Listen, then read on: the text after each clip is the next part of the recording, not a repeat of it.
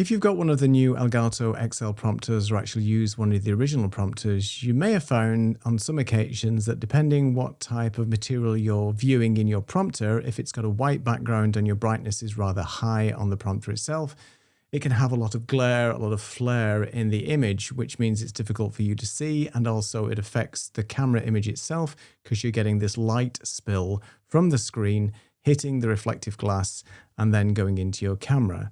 There's not a lot you can do with the actual prompter itself apart from turning down the brightness, making sure that what you have in your image is on a dark background and so on. But if you are in a pinch and you really want to try and eliminate as much of this glare as possible, then let me recommend to you using something called a polarizer filter. That is a small filter that screws on the front of your camera lens.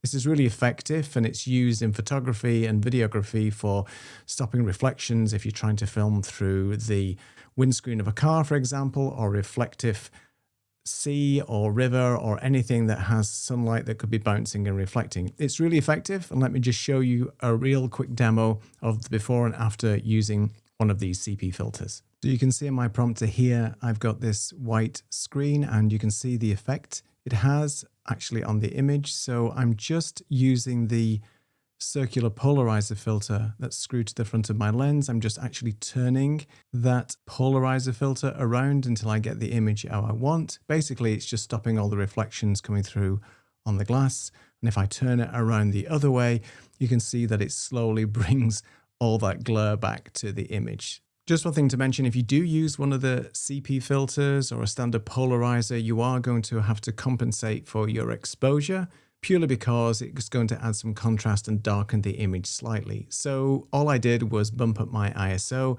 and maybe tune some of the exposure settings on my camera to get the exposure exactly how I want. But that's just one thing you have to keep in mind if you do put any type of filter on your lens. So as you can see, it's really effective. Again, I'm using a circular polarizer filter, which means I can turn the filter on the front to really dial in where the most of the glare is going to be on the camera and then how I can actually remove that.